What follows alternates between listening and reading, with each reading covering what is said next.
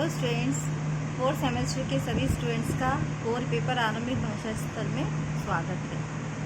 आज मैं आपको पढ़ा रही हूँ अनुनासिक ध्वनियों के लिपि संकेतों को शुद्धता के लिए सांस लिखना। ये अनुस्वार और अनुनासिक आपको पहले भी बताया जा चुका है, फिर से आपके सिलेबस में है तो फिर से देख लीजिए। सबसे पहले बता रही है अनुनासिक। अनुनासिक स्वरों के उच्चारण में मुंह से अधिक तथा नाक से बहुत कम सांस निकलती है। इन स्वरों पर चंद्र बिंदु का प्रयोग होता है, जिसका ये चिन्ह है, जो कि शिरोरेखा के ऊपर लगता है। जैसे आँख, माँ, गाँव, इस तरह के शब्दों में इसका प्रयोग किया जाता है। अनुनासिक के स्थान पर बिंदु का प्रयोग किस प्रकार करेंगे वो देखिए। जब शिरोरेखा के ऊपर स्वर की मात्रा लगी हो तब सुविधा के लिए चंद्र बिंदु के स्थान पर अनुस्वार का प्रयोग करते हैं, जैसे बिंदु, गोंद आदि। तो इस तरह से इसमें अनुस्वार का प्रयोग कर लेंगे, मतलब चंद्र बिंदु के स्थान पे करेंगे जब स्वर की मात्रा लगी हो तब। फिर है अनुस्वार। अनुस्वार स्वर के बाद आने वाला व्यंजन है। इसकी ध्वनि नाक से निकलती है। हिंदी भाषा में बिंदु का प्रयोग विभिन्न स्थानों पर होता है।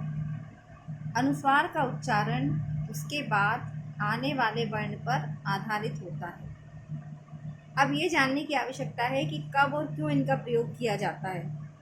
ऐसा मतलब इसके निर्धारित नियम होते हैं कि कब चंद्र बिंदु का प्रयोग करना है और कब अनुस्वार का प्रयोग करना है। तो अनुस्वार को पंचम वर्ण में बदलने का नियम किस तरह से बदलेंगे पंचम वर्ण में, जैसे आप लोगों ने पूरी वर्णमाला पढ़ी हुई है। तो अनुस्वार के चिन्ह के प्रयोग के बाद आने वाला वर्ण क वर्ग, चा वर्ग, टा वर्ग, ता वर्ग और पा वर्ग जिस वर्ग से संबंधित होता है, कहने का मतलब यह है कि अनुस्वार उसी वर्ग के पंचम वर्ण के लिए प्रयुक्त होता है। अनुस्वार का प्रयोग पंचम वर्ण जैसे अंग, इया, अणा, ना, मा, ये सब पांचवें अक्षर होते हैं, पंचम अक्षर हैं, इनके स्थान पर होता है। तो अनुस्वार का प्रयोग जो पांचवा अक्षर होगा उसके स्थान पर हम करते हैं। तो ये जो अपने वर्ग हैं, का वर्ग, चा वर्ग, ता वर्ग, टा वर्ग और पा वर्ग, इस वर्ग का जो पांचवा अक्षर है उसके स्थान पर इसका प्रयोग किया जाएगा। कैसे इसका प्रयोग करेंगे देख लीजिए।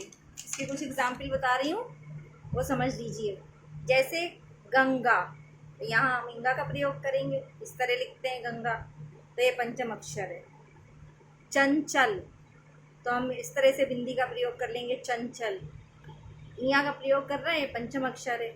झंडा, तो यहाँ अणा का प्रयोग कर रहे हैं, आधे अणा का, और ये यहाँ बिंदी का प्रयोग कर रहे हैं, झंडा।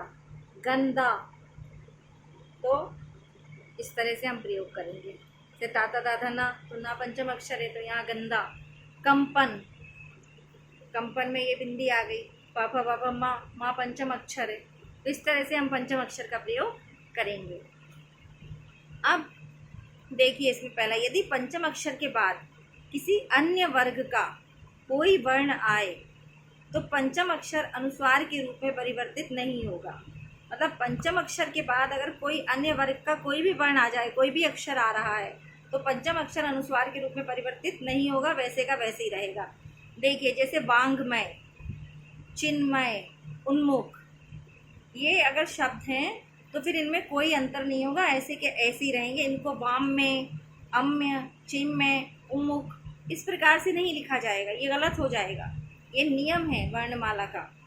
तो इस तरह से हम लोगों को पढ़ना है, इस तरह से हमको ये ध्यान में रखना है कि जिस तरह यहाँ पे गंगा हो गया तो यहाँ पे नहीं हो जाएगा, ये गलत हो जाएगा। दूसरा है पंचम वर्ण, यदि द्वित्व रूप में दोबारा आए तो पंचम वर्ण अनुस्वार में परिवर्तित नहीं होता है।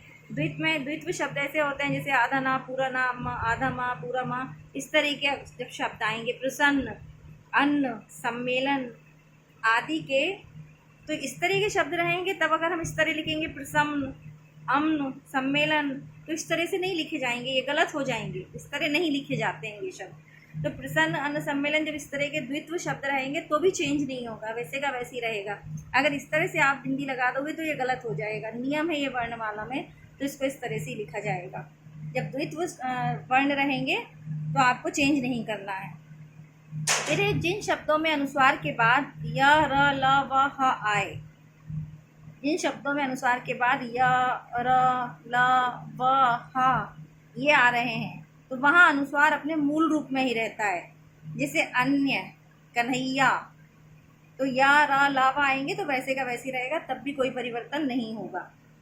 चौथा है, यदि य, र, श अंतस्थ व्यंजन व, ल, श, स, ह इससे पहले आने वाले अनुस्वार में बिंदु के रूप का ही प्रयोग किया जाता है, क्योंकि ये व्यंजन किसी वर्ग में सम्मिलित नहीं है। जैसे संशय, संयम, इस तरह के जो शब्द रहेंगे तो इस प्रकार से इनका प्रयोग किया जाएगा।